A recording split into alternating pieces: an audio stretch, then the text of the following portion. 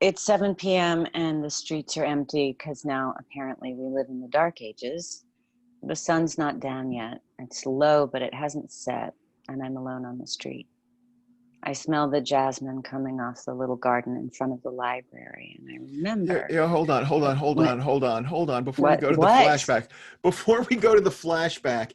is Yeah. is it all right if I just make I What? I have some, I don't want to step on your toes with this. Have you lost your mind? I don't think so. I can never be certain. Have you seen the commercials for schizophrenia medication where the woman holds the man's hands and says, "You're not alone"?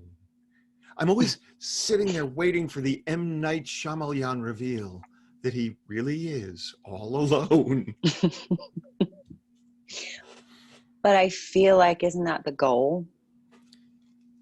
What do With you mean? schizophrenia, like, don't you want to be alone and not have all Right, those people in your head? right. So doesn't that defeat the purpose of the schizophrenia drug? Absolutely. You're not alone. Take this and I'll leave.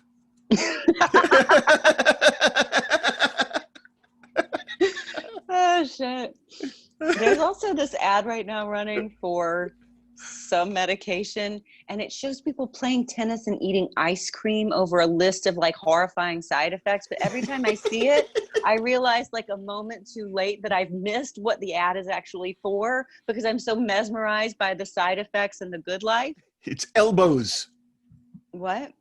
I know that commercial. I think it has to Oh. do with elbows. There are a lot of lingering shots on people's elbows. It's like some hyper commercialized pharmaceutical sales sketch parody of Claire's knee. Who's Claire? Claire's knee. It's an Eric Romer film about fetishization. It doesn't matter. It's 70s French dramatic auteurism. Don't watch it. Wait, why did you watch it? When did you become obsessed with knee porn? It's not knee porn. It was a difficult and sort of nuanced filmic exploration of the internal life of an unhappy, married, middle-aged man. So, like, one of your top 5 favorite movies. No, it is unwatchably slow. And it has a lot of white subtitles over white background, so you only know what's going on half the time. It's one of the films I claimed was one of my favorites when I was trying to get laid in the 80s. Yeah, how'd that work out? It was the 80s and I was young and thin. I had collarbones like yours in the 80s. The cinematic pomposity really just weeded out the incurious. Wow, your life has been so different than mine. Yes. I had a really attractive bisexual roommate in the 80s. His sex life was ambidicculous. That sounded like a long march to go for a dick joke. Fair enough. I think it might also feel like I'm using bisexuality as the punchline, even the joke isn't really othering. Othering. Wow, nobody else thinks about these things like you, right? I do. I think it'll just slide right by and get a laugh. Yeah, but not the right kind. Oh, Christ, please don't make me fire you. What? I'm sorry. What did I do? No, I mean, I'm asking you, please don't make me fire you. Okay. I mean, I hired you so that I can pay you to do what you've always done. Okay. So, what did you want to do before the flashback? Okay, shit. Okay, that was freaking me out a little bit. You're my boss. Mm-hmm. This is your show. But you've been working on it secretly forever. Okay. Okay. Let her do it in the past tense until she gets to the moment when she smells the jasmine. Bring out this. We want to shift the voiceover in her mind so that she's made the time jump ahead of us. I want to shorten. Can I just type in the document? Yes, that's why we're here. Okay, it's good. Like, okay, it's like good. You've forgotten how this. It's whole okay. thing Shut up. works. Shut up for a second. Let me do this. Jesus.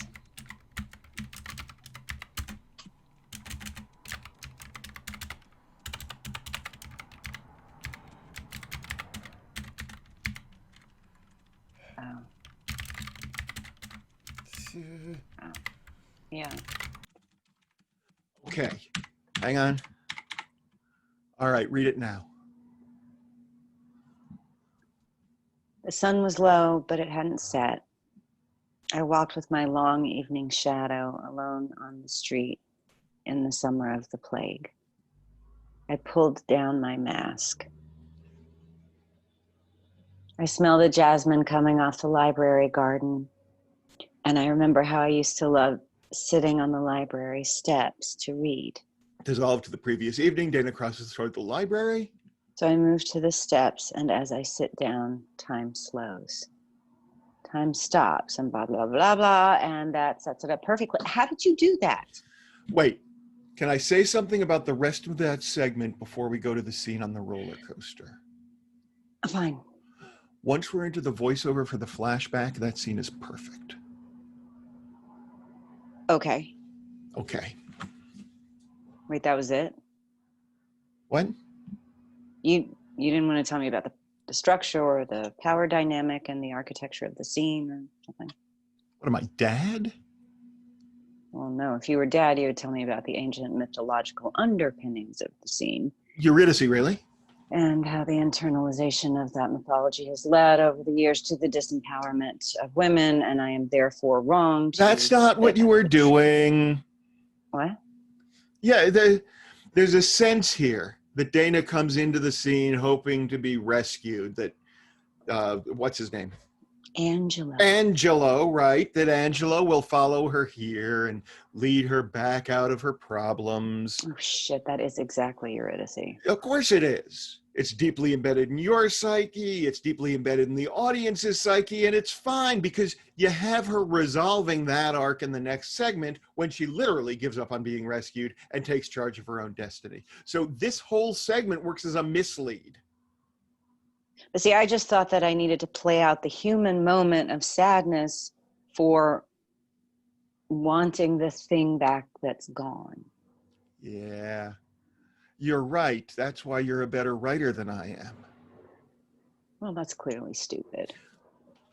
There's a reason you're running the show, kid. I just watched you make a paragraph that I liked fine the way it was better in like 2 minutes. I know that voice. I don't hear anything. You asked how I do it, and I avoided answering. And I'm going to tell you the answer. Why did you avoid answering? For reasons that do not matter, okay? I'm not so much a writer as a mimic. It's a parlor trick. You wrote Dana very much in the same voice you wrote that gorgeous novella in. Oh. Right? Well, the novella had some good things in it. I thought you hated it. Well, I never thought it was enough. I thought it was better than anything I had ever written, so I might have made you think you didn't like it. You can't make me think things, Daniel. Okay. Right? Look, Can you? You asked me how I fixed the Dana sequence, and I am telling you. I set aside the idea that I was writing the TV version, and I wrote Dana's words in the literary voice I remembered from your book. Novella. I'm sorry I distracted you. You wanted to get onto the roller coaster scene. Yes. Okay. Yeah. All right, here we go. You're welcome. What page are we going to? You seriously wouldn't change anything in the flashback? I didn't say that.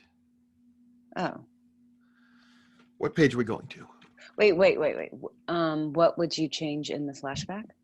It doesn't matter. It's perfect. Well, if it's perfect, why wouldn't... how are you going to tell me it's perfect and then also say that you would change something? It's perfect for your show, and you know what you're doing, and the changes I would make would be lateral movement, not improvement. But you know what they are. Yes. So why are you not telling me?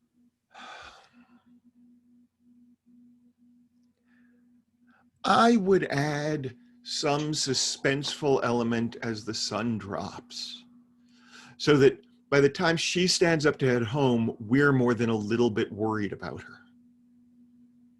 Right, but see, that's exactly what I didn't want to telegraph, because I know this. I for know this. me, I wanted us to be aware that just being female at night alone I am aware of this. is the whole. I mean, I do you get think I it. should change it though? No, I do not. I think you had a reason for writing it the way you wrote it. I think you can immediately defend any choice you make when it is challenged for the rest of that scene. I think it is perfect. Yours might be better. No. Really? Yes. The scene is perfect. You had to get rid of the moron who played Angelo. Once you've gotten rid of Angelo, now you have to follow out Dana's arc, and the whole scene makes perfect sense. Okay. Roller coaster? Yeah. Wait. Shit. No. I have 3 things that fucking 12 things. I have I have so many things that I have to do before 5 o'clock. Can we do the roller coaster scene at maybe 5:30? Yes. Do you want me to do a pass in the meantime? That's what I pay you for. Oh, speaking of that, I don't know how the contract anything... came back signed, so your first check will go out the next payday. I don't know what that means. It's Wednesday. Cool. Wednesday, you call it pay date. It's good to learn the lingo. Pay date. That's not lingo. Okay. It's just Wednesday. Mom wants to schedule a Zoom call with you. No. That's weird. It's weird that I'm gonna have a headache that very day. I'm getting one now. And I'm, when your eyelid starts to twitch, like it's. I do. I know. And the tension forms along your temples, and then it spreads across the front of your face. I've heard this story before. That you will. Are you saying I need Botox? That is very much not what I am saying. I am saying you're going to talk to Mom. You're going to complain to me beforehand about how awful it is. You're going to have the conversation. It won't be as bad as you expect it to be. And then you'll complain to me afterwards and realize that it was exactly as bad as you expected it to be. How was your training session? Oh, it was excruciating. Occasionally she Wait. shouted narration. She said, I'm using the mouse now to move the pointer. Well, I mean, that's just good information to have. She couldn't figure out why, when she looked at me, I seemed to be looking at her. But when she looked at her, she wasn't making eye contact. Like a cat figuring out reflection. Right? I explained that I was looking at the camera.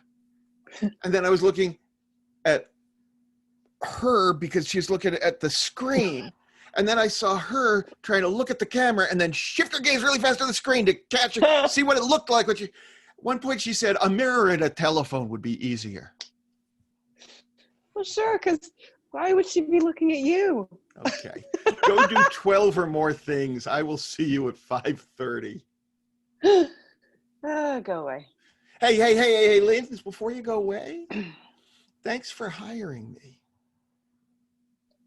Do not make me fire you.